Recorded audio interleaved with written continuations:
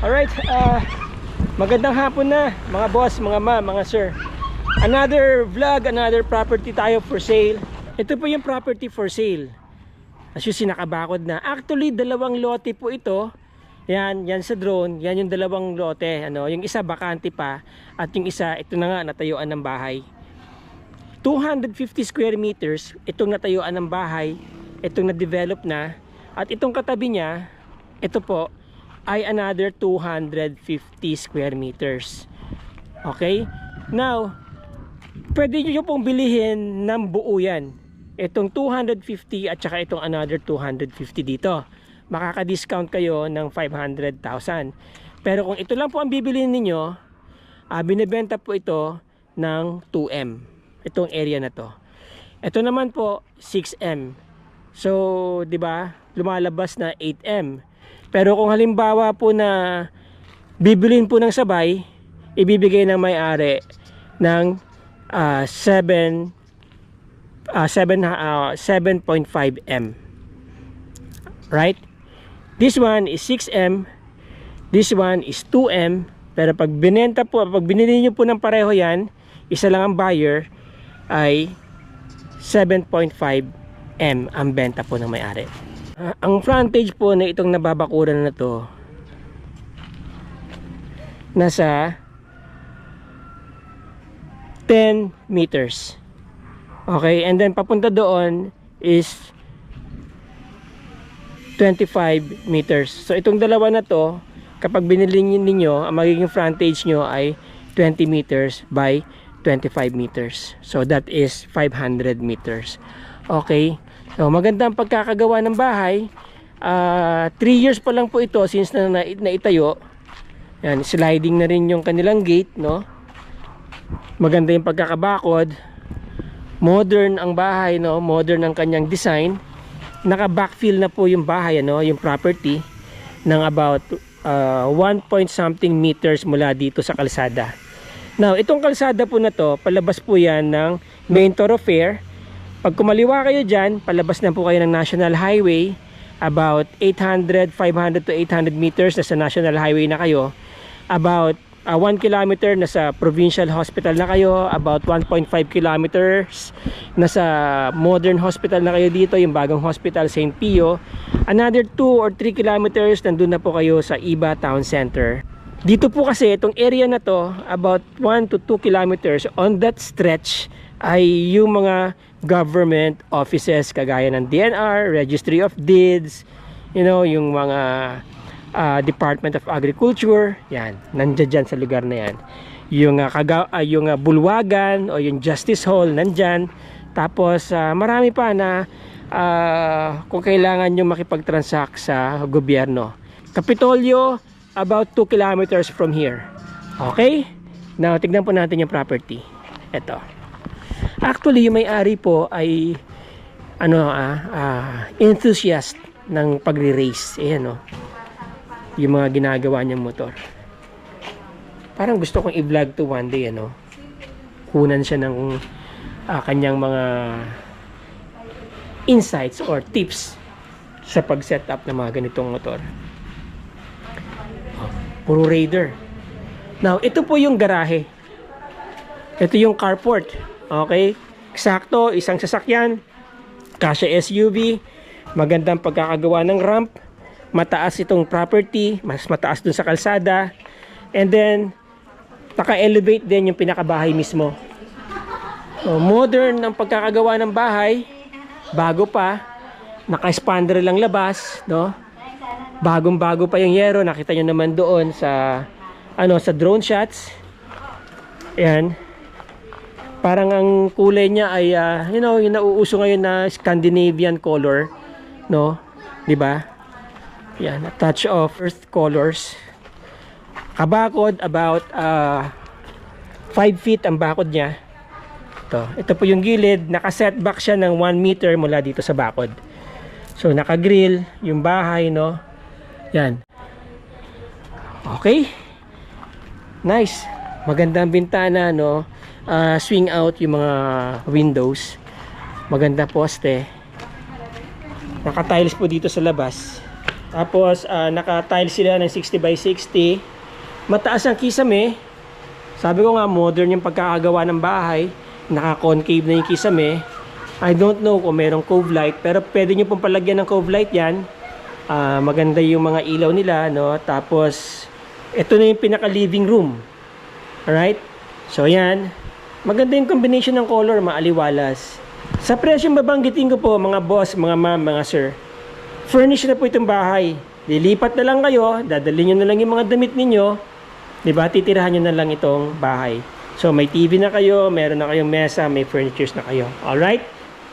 Diba? Ito, maganda oh. Tignan nyo, meron silang break dito para hindi talaga totally open design from the kitchen to the living area. No? Yan, kapag ka nandito kayo, yan, nandiyan TV, di ba? So, maganda yung pagkakadesign ng bahay, no? Kahit na maliit siya, malaki siya tignan. Kasi unang-una, mataas ang kisame. Yun. Okay? Now, moving onward, ito yung dining area. Then, ito yung kitchen. Merong countertop dito. Naka-granite. Alright, diretso or tiles pala, rather. Tapos granite itong baba. No. Ano pa siya? Bare cement. Alright, so naka-tiles, no. Yun. Meron kang built-in na nalutuan. Maganda ha, pagkaka-tiles nila. Tapos ito yung lababo. So may dalawang sliding window dito na malaki. Meron ditong sliding window. Kaya maliwanag, no? Ang napansin ko, wala sila mga overhang cabinets. O, pwede pa kayo magpalagay ng overhang cabinets nyo dyan. At pwede pa kayo magpalagay ng mga cabinets nyo dito. So, may konting improvement na kailangan, pero konting-konti na lang, ano? And then, ito is door leading to the sa likod. Yun. Itong gilid dito ay naka-setback din ng about 1 meter. Yun yung papuntang garahe. Tapos dito pwede pa kayo maglagay ng dirty kitchen nyo dito. Maluwag pa oh. Ayan oh, pwede nyo pang palagyan to, ipasara to kung gusto niyo, no? No, padugtungan. Okay? Alright. Ito po, mula dito, alright, ito yung kitchen, ano? Ayan yung kitchen, yun yung living room, ito yung dining area. So, mula dito, meron kayong storage dyan. Hindi na natin bubuksan kasi may mga nakalagay silang personal things dyan. Alright? Dito banda, another room, may kwarto dito. Yun. About, siguro mga 8 square meters tong kwarto, no? And then, may isa pang ulit kwarto dito. Yun, no? So, medyo naka-elevate yung kwarto, kaya naka-design ng ganyan yung pintuan, no? Diba? Yun. Tapos, nandito ang master bedroom. And then, this is the common CR. Yan. Master bedroom, may sarili po siyang comfort room. Silip lang tayo ng konti sa master bedroom. Yan. Yun. Yan ang CR nila. Ito master bedroom. Spacious, no? Yun yung bintana kanina nakita natin sa labas. Alright? Nakisame.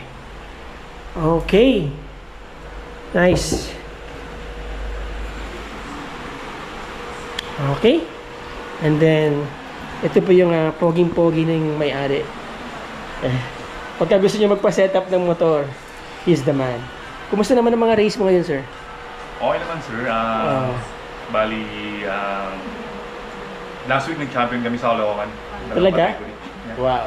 And this coming week, October 20, meron kami karo sa Batangas. Talaga? Yeah. Naglaban ng buong Pilipinas. So, well, sana swerte.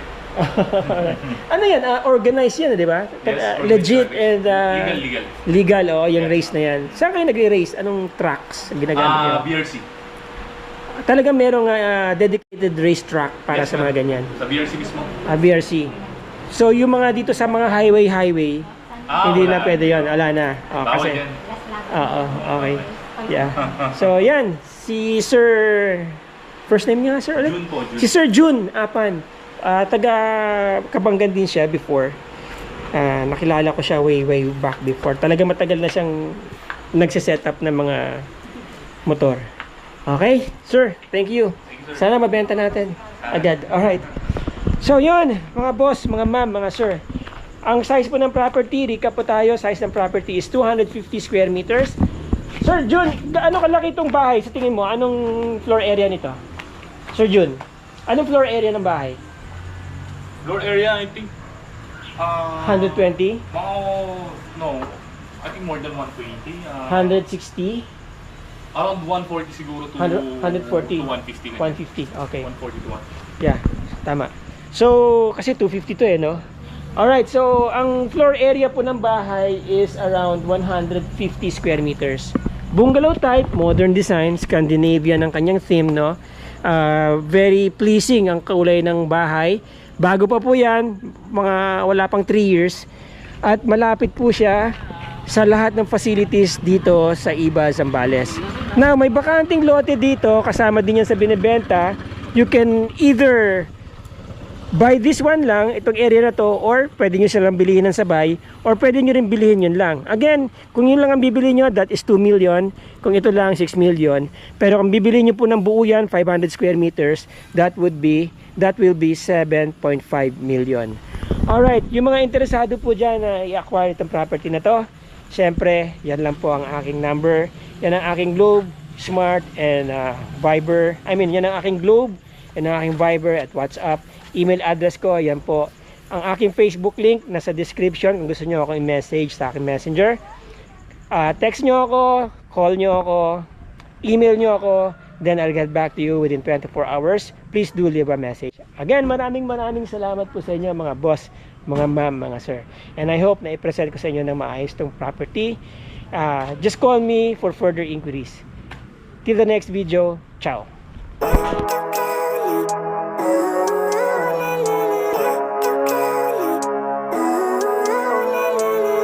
Living life, every day, late at night, not okay. All I want, and I pray